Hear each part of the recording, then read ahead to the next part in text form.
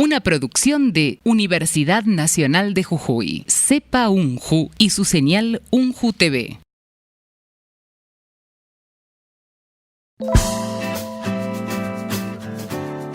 Hola, ¿qué tal? Muy buenas tardes a todos. Bienvenidos a una nueva edición de Somos UNJU aquí por la pantalla de Canal 7 de Jujuy. Recordad que también estamos saliendo en directo a través de la frecuencia número 133 de DirecTV y también en la web en www.somosjujuy.com.ar/Canal 7 Vivo. Hoy un programa dedicado a nuestra historia, un programa dedicado al éxodo jujeño. Tarde de Universidad, Ciencia y Tecnología, quédate ahí porque así arrancamos con un nuevo programa de Somos UNJU.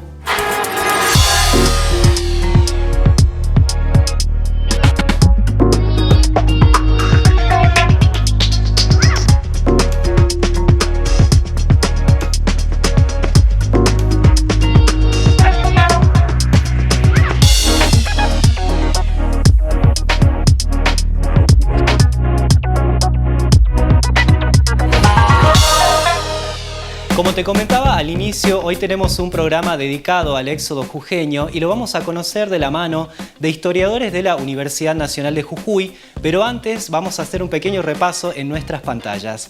Cuando hablamos del éxodo jujeño tenemos que hacer referencia a un hecho histórico que se enmarcaba en un plan continental en contra del poder colonial español y que implicó la retirada de la población jujeña en al menos 3 ocasiones, en 1812, en 1814 y en 1817. Esto se enmarcaba en una estrategia militar que buscaba poder vencer a las fuerzas del ejército realista. La primera de estas retiradas, la del 23 de agosto de 1812, es la que conocemos como el éxodo jujeño y de esa manera es reconocida en la agenda de la historia argentina. En esta oportunidad tenemos que hablar de 2 personas muy importantes, de 2 estrategas.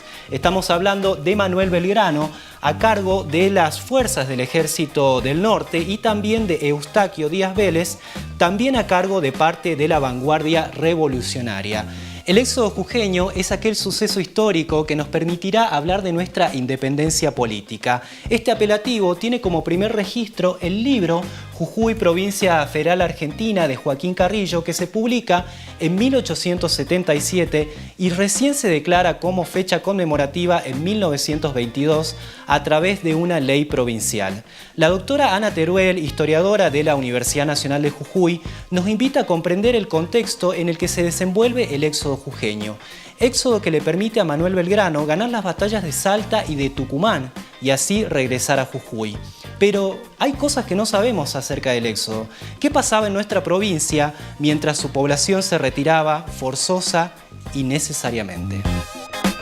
El 23 de agosto, ese hecho que conocemos con el nombre de éxodo jujeño, que ocurre en el año 1812, debe ser comprendido en el contexto de las guerras de independencia. Con el estallido revolucionario en el año 1810, con foco en Buenos Aires, y un foco contrarrevolucionario virreinal en defensa de los dominios del rey, con foco en Lima, que era la capital del virreinato del Perú. Buenos Aires era la capital del virreinato del Río de la Plata. Dentro de ese proceso tenemos que imaginarnos un mapa y ver que Jujuy en realidad queda en el medio entre la lucha insurgente y contrainsurgente, es decir, las tropas revolucionarias y las tropas realistas.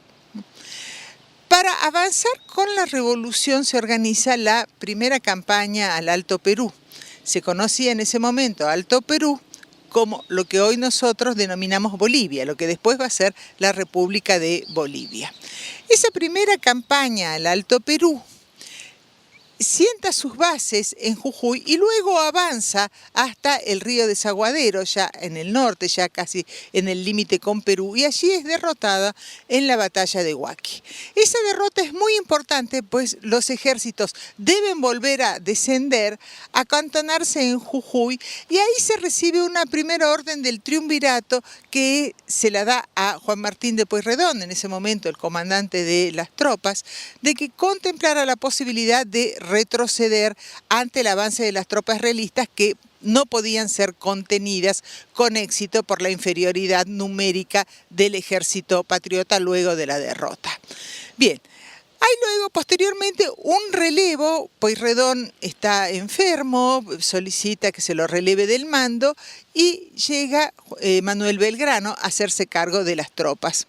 Y vuelve a establecer la comandancia general en Jujuy. La suerte de las tropas establecidas en Jujuy depende mucho de lo que ocurra en el Alto Perú, fundamentalmente en Cochabamba, donde se ha establecido el otro foco realista. Bien, pero ya en 1812 Cochabamba no puede continuar resistiendo. La revolución es invadida por los realistas. Hay una matanza muy impactante porque llega a la población civil, a mujeres y a niños. Y cuando esas noticias y los refugiados, los que logran salvarse de esa masacre, llegan a lo que hoy es el norte argentino y el sur boliviano, a Tupiza y a Jujuy, es que queda en evidencia la necesidad de retroceder como una táctica bélica.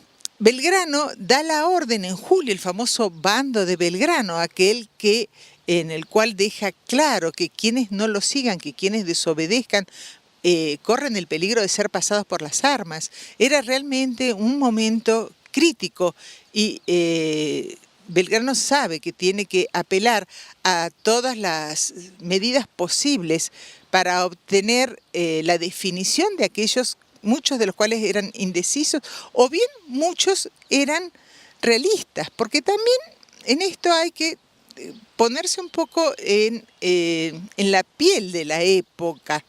Es decir, la revolución era algo absolutamente nuevo. La fidelidad al rey era lo antiguo, era lo aceptado.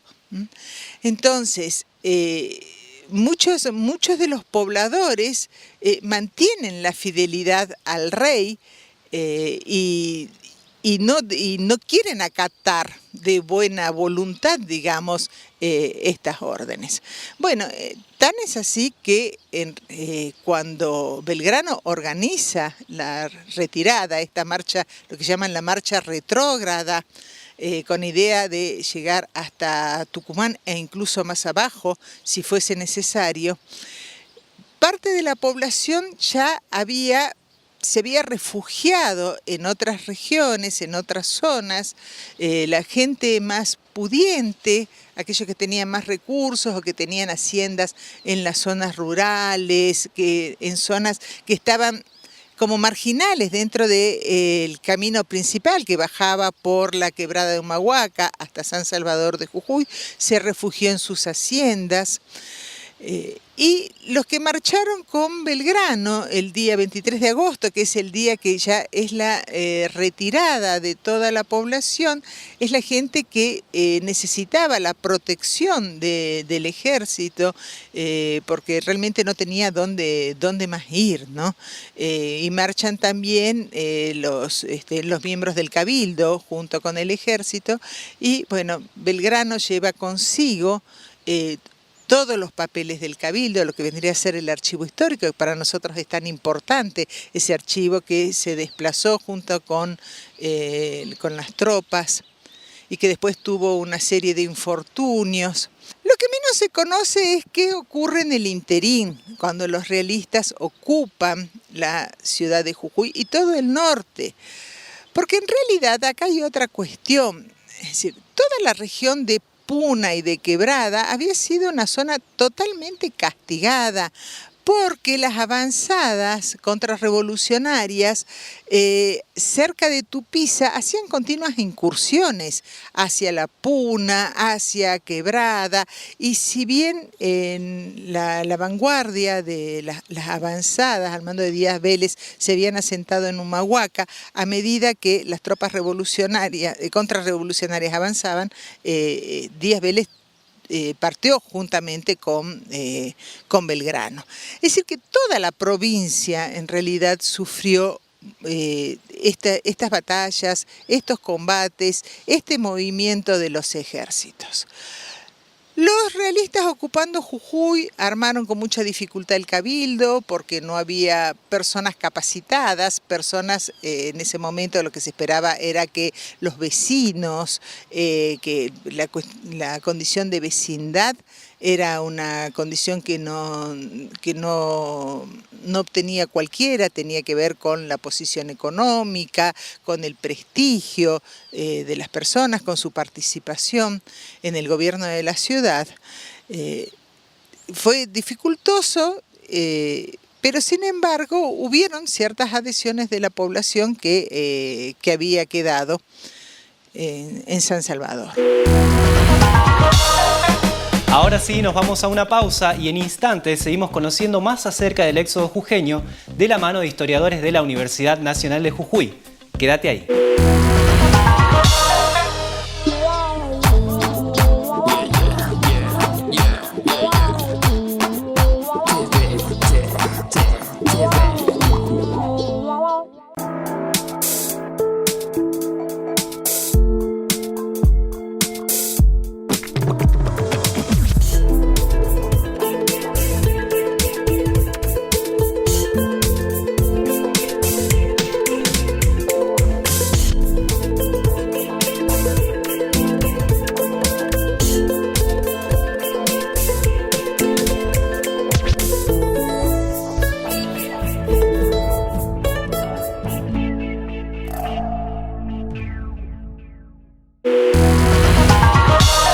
Ahora sí, continuamos con más Somos Unju aquí por la pantalla de Canal 7 de Jujuy.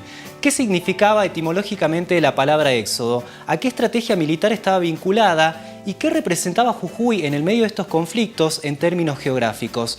Una ciudad pequeña por la que pasaba el camino real entre Lima y Buenos Aires y sin lugar a dudas un punto estratégico de aprovisionamiento de los ejércitos. Sobre esto vamos a escuchar al doctor Marcelo Jerez, historiador de la Universidad Nacional de Jujuy.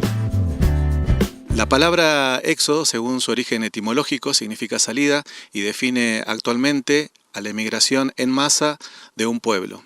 Además de implicar un acto masivo, también se le atribuye el carácter de forzoso, de necesario, por parte del pueblo que lo emprende, por diversas razones.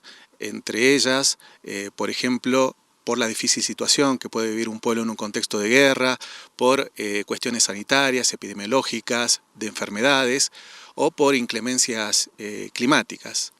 El éxodo realizado por el pueblo jujeño aquel 23 de agosto de 1812 sin duda está asociada a la táctica militar de tierra arrasada, que conocían muy bien el general Belgrano y sus contemporáneos de la Guerra de Independencia. En efecto, esta estrategia bélica había sido utilizada en España y en el Imperio Ruso contra las tropas napoleónicas entre 1808 y 1812. Fue también utilizada por el pueblo paraguayo en 1811 contra las propias tropas de Belgrano en la campaña al Paraguay. Esta táctica militar de tierra arrasada fue utilizada durante las guerras tradicionales. Hacia 1800, el actual territorio de la provincia de Jujuy tenía un poco más de 18.000 habitantes. En comparación con otras jurisdicciones, esta población no era tan pequeña. Así, por ejemplo, superaba a la de Salta o Mendoza, aunque aún era menor que la de Catamarca o Santiago del Estero. La mayor parte de la población vivía en el ámbito rural, especialmente en la Puna y Quebrada de Humahuaca, que eran las regiones más pobladas. San Salvador de Jujuy era una ciudad pequeña, pero con una actividad económica muy dinámica. La población se distribuía en muy pocas calles y manzanas, principalmente alrededor de la plaza central, donde se agrupaban la mayor parte de las viviendas, y hacia el Cibi-Cibi, donde proliferaban numerosos ranchos. Hacia el norte se extendían los solares y la capilla de Santa Bárbara, construida a fines del siglo XVIII. Tiendas y viviendas de artesanos se dispersaban también por toda la ciudad.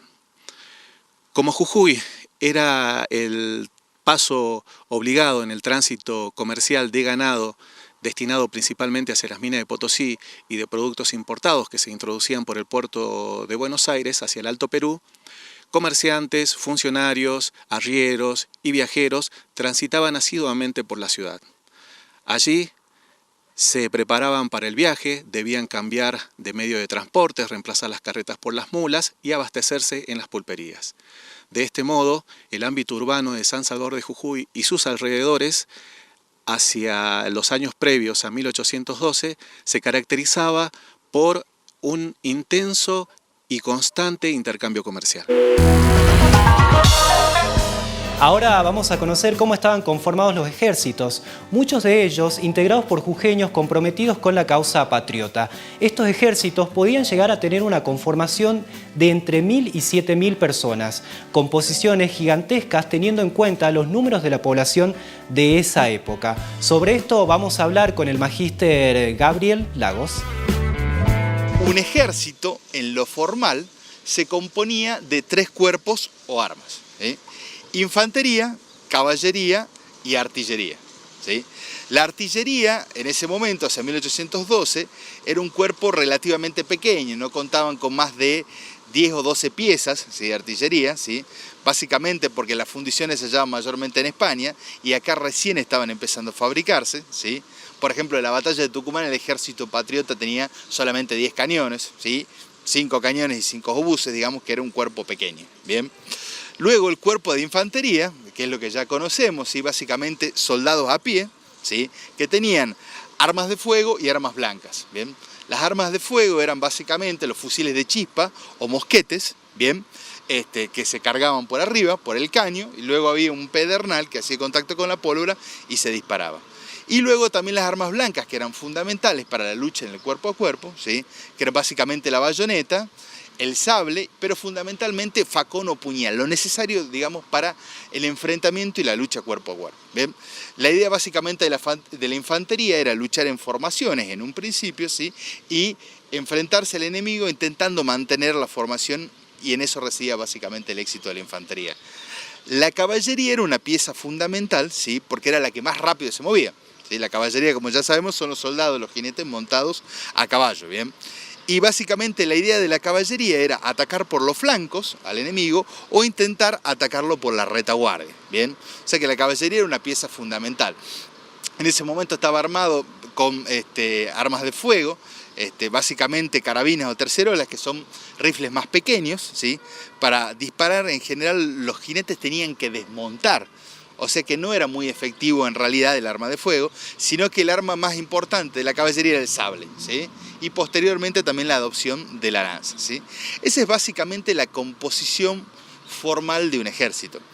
Ahora, cuando pensamos en el ejército del norte, en general el resto de los ejércitos, no tenemos que pensar tan solo en soldados, ¿sí? Un ejército era básicamente una especie de ciudad que se movía, ¿sí? Teníamos, por un lado, los soldados, pero también teníamos grandes cantidades de caballos, ¿sí?, para transportar el ejército, una enorme cantidad de mulas que transportaban el alimento, el maíz, el trigo, o que tiraban de las carretas, una inmensa cantidad también de ganado en pie para alimentar este ejército que se movía con el ejército.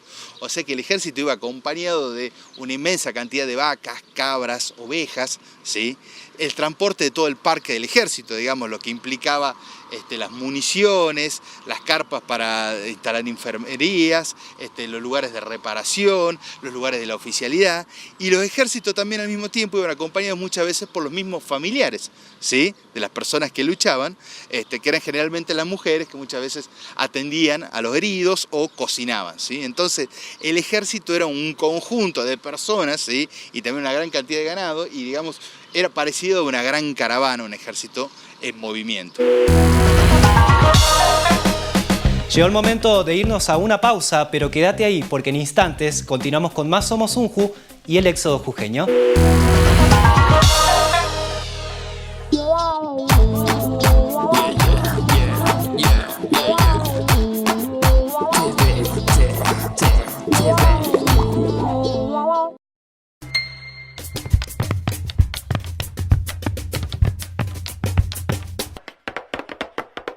La historia de la universidad está llena de historias que buscaron cambiar su propia historia y lo hicieron.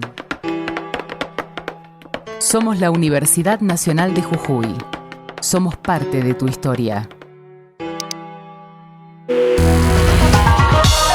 Ahora sí, continuamos con más Somos Unju en nuestro programa dedicado al éxodo jujeño.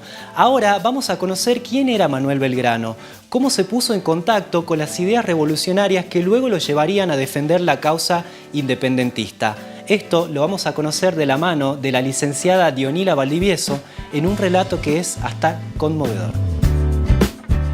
Manuel Belgrano fue un patriota que tuvo un prolífico accionar en todo el proceso que se desencadenó en el Río de la Plata a partir de 1806. ¿Por qué digo a partir de 1806? Porque en aquel año se produce en el Río de la Plata las invasiones inglesas. Y allí fue como su bautismo de fuego, porque formaba parte de las milicias urbanas.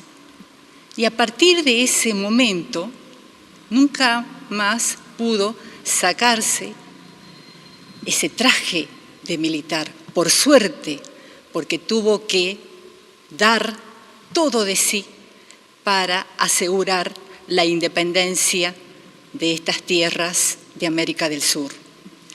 Cuando hablamos de Manuel Belgrano, sin lugar a duda debemos remitirnos a su formación, porque él fue producto de la formación humanística ilustrada que se recibió.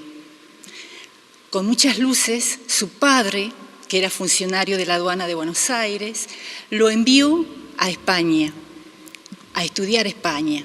Ya había cursado acá en el Colegio San Carlos 5 años sus estudios. Luego lo envía a España para que complete sus estudios.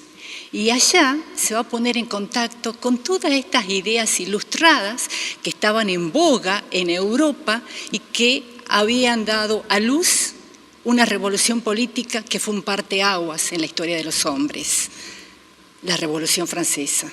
Entonces él allá se pone en contacto con todas estas ideas ilustradas. Va a leer Jovellanos, va a leer Montesquieu, Rousseau, Adam Smith, François Quesnay, Francisco Suárez. Y cuando regresa en 1794 al Río de la Plata, él regresa con otra mirada. Él regresa con un modelo para el Río de la Plata. Un modelo que estaba basado en un plan estratégico, en un plan de reformas que cambiaría la sociedad, la política y la economía del Río de la Plata. Ese plan de reformas estaba basado en adelantos en la agricultura. Él estaba pensando en nuevos métodos de cultivo, en traer vegetales, hortalizas que no había acá en el Río de la Plata. Estaba pensando en modernizar, en construir caminos, carreteras. Estaba pensando también en las relaciones comerciales. Estaba pensando en la educación. Él no concebía nada de esta reforma sin educación. Previamente, y para llevar a cabo ese modelo que él tenía en su cabeza, ese plan de reformas que había elaborado, nada de eso se podía hacer sin educación. Primeramente se tenía que formar, educar, para que se puedan llevar a cabo todos esos cambios, todas esas reformas que llevarían al progreso propio de un hombre ilustrado, que llevarían al progreso a su país. Entonces, con ese objetivo, va a poner mucho ahínco para crear la Escuela de Comercio, la Academia de Geometría y de Dibujo, la Escuela de Mujeres, la Escuela de Náutica, porque consideraba que incentivar el desarrollo de la navegación era fundamental para el desarrollo del comercio. También esas ideas ilustradas lo llevaron a apoyar al surgimiento de los primeros periódicos en el Río de la Plata, como el Telégrafo Mercantil, el Semanario de Comercio de Agricultura, y también va a poner mucho interés en el desarrollo de las artes. Manuel Belgrano se pone el traje militar y junto al pueblo jujeño van a conformar un conjunto ejemplar para la historia cívica de nuestra provincia y de nuestro país. Vamos a seguir conociendo a este hombre revolucionario a través de las palabras de la licenciada Dionila Valdivieso. Manuel Belgrano, que se puso el traje de militar, pero como él dijo, vestirse con el traje de militar no era lo mismo que ser militar. Él se hizo militar, pero se hizo militar por las urgencias del proceso revolucionario. Él trabajaba en el consulado, le habían dado un importante cargo dentro del consulado, pero hacia 1810 él va a dejar ese cargo para dedicarse de lleno a formar, a crear una patria independiente. No lo hace solo. Cuando hablamos en este momento, porque estamos hablando de Manuel Belgrano, pero sin lugar a duda, él no hizo la revolución solo. Tuvo compañeros que pensaban como él y trabajaron con él. Se reunían en la casa de los Rodríguez Peña, en la jabonería de Vieites, y allí pensaban y elucubraban por una patria libre, por una patria independiente. Ellos estaban pensando en eso cuando se produce la vacancia del rey de España y como consecuencia el Cabildo Abierto del 22 de mayo de 1810. ¿Qué es lo que uno puede decir de Manuel Belgrano como hombre revolucionario y todo su accionar a lo largo desde 1810 hasta que muere en 1820? Ricardo Levene lo pinta muy bien cuando dice: fue el primer hombre de Mayo, o uno de los primeros hombres de Mayo. Fue el que tuvo el cerebro más lúcido para pensar en una patria independiente. Y eso fue Manuel Belgrano. Y está bien en claro con sus campañas, que no todas fueron exitosas, pero no se debió a su incapacidad, sino se debió fundamentalmente a la política del gobierno de Buenos Aires en escatimar recursos para la guerra. Pero hay hechos fundamentales que de Manuel Belgrano se tienen que rescatar antes de venir a Jujuy, que fue el enarbolamiento de la bandera a orilla del río Paraná, cuando lo mandan a Rosario para controlar de que no lleguen al Río de la Plata los realistas que estaban en Montevideo. Él allí enarbola una bandera de color celeste y blanca. ¿Por qué lo hace? Porque él, y como dijo Ricardo Levene, fue el constructor de una mentalidad de independencia. Fue el constructor de una mitología revolucionaria. Y eso lo muestra cuando en febrero de 1812 enarbola por primera vez la bandera a orilla del río Paraná. Esa bandera va a ser muy importante para todo lo que va a venir. Cuando digo todo lo que va a venir me estoy refiriendo a la guerra por la revolución.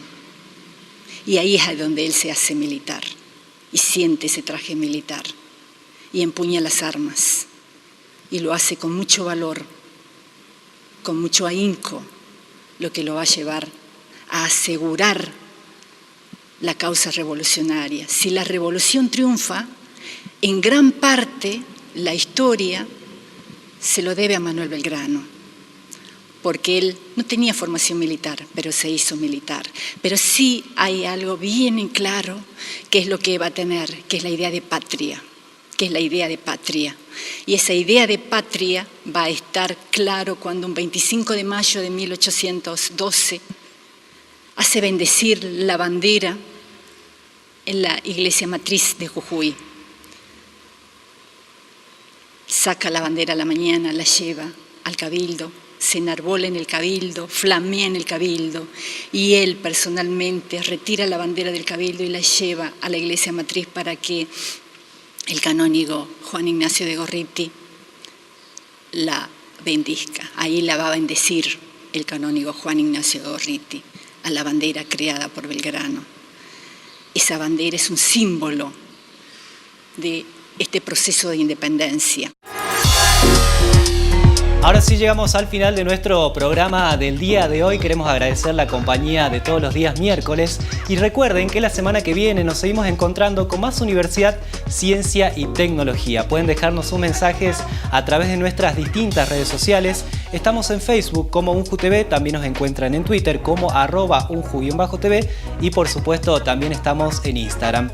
Toda nuestra producción audiovisual en nuestra página web www.tv.unju.edu.ar. Quiero agradecer a mis amigos de Sion que me vistieron para el programa del día de hoy. Ya saben, nos encontramos la semana que viene.